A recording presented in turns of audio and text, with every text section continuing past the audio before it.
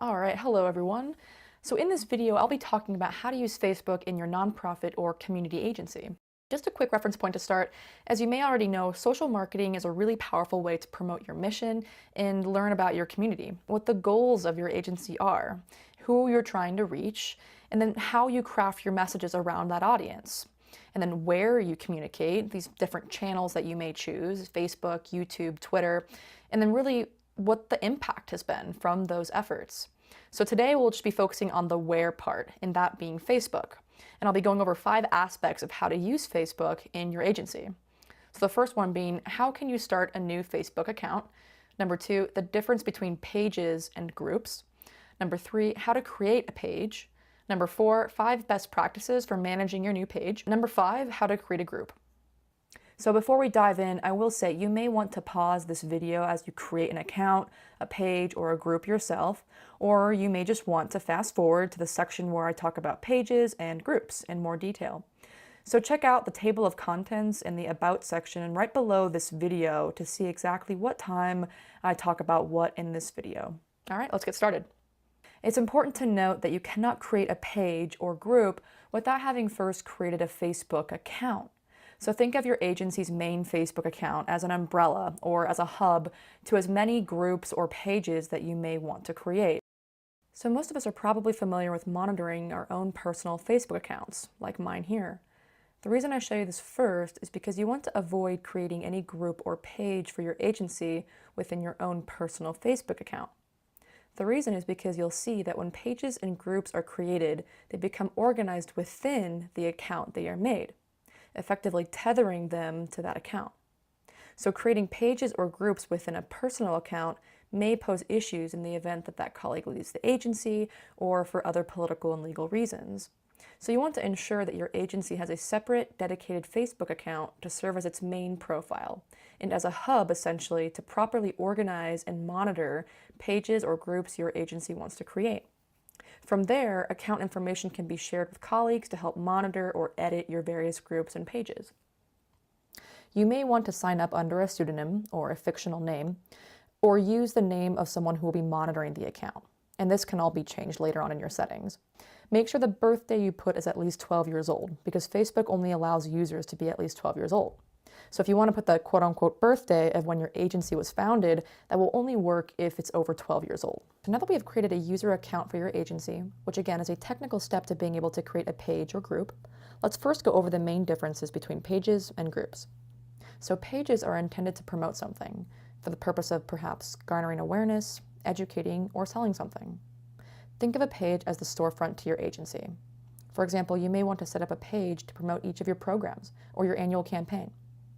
Pages are visible to everyone on the internet by default. Now, groups, on the other hand, are intended for group communications to share thoughts, ideas, or opinions. Think of a group as a club or meeting space. It can be private or public. For example, groups can be great for committee brainstorming or event planning. Joining other public groups is also a great way to get involved in other conversations and community initiatives. All right, so jumping into the new Facebook account we just created, I mentioned earlier you can go into settings to edit the name or contact information associated with the account. So in case there's staff changes or an updated email address, you'll want to make those changes here. So note that Facebook only allows name changes every 60 days. All right, so now let's create a page for a program we want to promote. These 6 options are going to pop up. If you are a nonprofit, you may be drawn to click on the cause or community. However, choosing the company, organization, or institution option will actually be an advantage, as this category comes with way more customizability and options for your program. And then within this category, you can then specify your agency's identity. For example, you may choose community organization or nonprofit organization.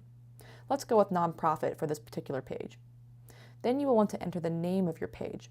You want to be sure your agency uses a name that most closely resembles or is in fact the name of what your page is about. For example, if you have a program called, let's say, ABC, then I'd suggest simply calling it ABC. And I'll just add page example on the end so we know this isn't actually a program or a nonprofit. Okay, let's get started. Okay, so now I begin to set up the page, and all of this can be added or edited later as well, so feel free to skip or begin writing. So this step 1 right here on the screen is to add a brief description about your page, like the elevator pitch, for example. and then choose which website you want people to be directed to, like your agency's main website or Twitter page. And then below that, create a custom URL for your Facebook page. You'll want this custom URL to be the same or as relevant as possible as your page's or agency's name. That way it's more easily discoverable for folks searching for your agency. For example, since my page is called ABC, I would choose to have my agency name simply be facebook.com/ABC. Or if your agency has multiple pages, perhaps put this agency name first, followed by the name of the page. Okay, step 2, upload a profile picture, or skip it and add it later. And we're going to talk more about profile pictures in a little bit. Step 3 gives you the option to add your page to the favorites section on your main account page, located on the left column as it's showing you here. This is essentially just adding a shortcut link to more readily access your page. Now step 4 is where you begin to identify the audience you hope to reach or engage with. And again, all this can be edited later on as you begin to learn your audience and what your page's interests are.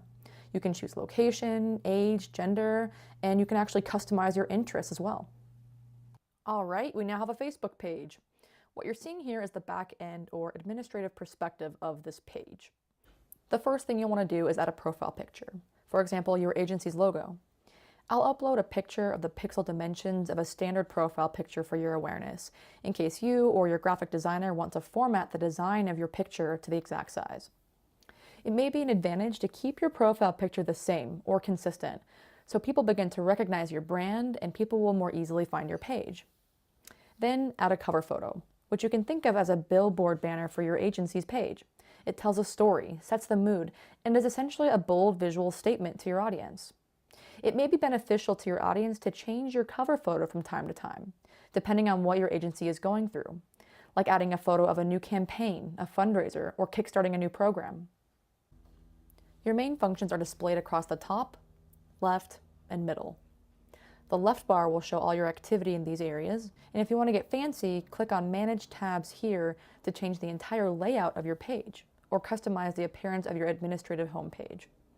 There are other page settings in this tab as well that you should explore. Alright, so in this top bar you will see Messages, which is like a private email box for your page. Notifications will display all of the activity happening on your page, such as how many likes, comments, or shares per post. Insights is your analytic dashboard, where you can see the activity of just about everything that happens on your page across time and demographic. This is a really great way to get to know your audience and how they are reacting to your content. For example, you can see how many people read your posts or how many page likes you have accumulated. This data can then be exported as a .csv or Excel file, and you may choose to take that data and translate it into an impact statement to show funders, board members, community members, or simply to give your agency great insight on your milestones. Now, publishing tools is where you can see all the posts in one place that you have chosen to schedule, backdate, or save as drafts. You will also see those options when you go to write a post as well. Okay, in this middle section, we'll go over a few more functions. Invite friends. So this is the core of beginning to build your audience and who your page engages with. You'll notice, though, we don't have any friends listed here and that we can't invite them really to like this page. If you do see friends, it's because you already have friends from your main user account that are being suggested for this page. But in this case here, we're starting from square one building an audience. We don't have any friends from creating our account initially. So you'll actually want to first go to this tab, Suggest Page, where you can upload your agency's contacts or listservs. The last function I'll show for your page is your settings, where you can customize and filter in much greater detail. For example, can anyone add photos and videos to the page? You'll want to be sure you read through all of these options before you start engaging with your audience. And oftentimes organizations will create a policy and procedures manual for their social media practices. Now I want to leave you with 5 best practices to get you started. Number 1, find your agency's social media lingo or tone. Are you educational? Are you fun, inspiring, or are you a mix of all of those things? Number 2, consistent and authentic involvement. Even if you don't post something new every day, resharing other people's posts goes a long way.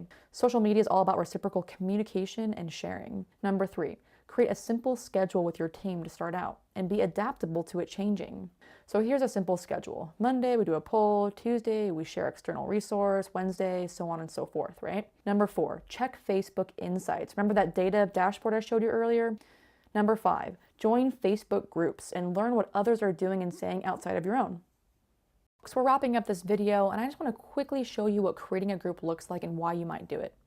You'll notice here in this new Facebook page we created, we cannot create a group yet because we have no friends to invite.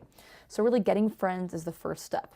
And as I showed you earlier, you have to import contacts either within your page or your main Facebook account. So you'll want to do that first. But for now, I'm just going to hop over to one of my Facebook pages so you can just see how I create a group. Now, quick refresher, the intentions for a group is really communication, to share thoughts, ideas, or opinions. So think of a group as a club or a meeting space. It can be private or public. And now if you want to choose what it's going to be, is it going to be closed, public, or secret? A public group, anyone can see the group, its members, and their posts. It's the most open public group option. A closed group, anyone can find the group and see who's in it, but only members can post. Now, a secret group, only members can find the group and see the post, so it's totally private. All right, and now you're going to choose an icon that best represents your group. And here we are. You can see members in this tab over here, and you have all these functions. Write a post, add photos, upload videos, make a poll, and you can even upload documents and lots more. Now, if you created the group, you are effectively the administrator, and you can edit the group settings and manage the members here. Now, anyone in the group can also opt out on their own as well. Lastly, joining other groups is a great way to join conversations and build your audience or simply learn what's going on out there. Okay, so that concludes the video for how to use Facebook for your nonprofit or community agency. And I'll just end the video with this image here because it really just shows the big picture, right? And how you can build a strategy around social marketing.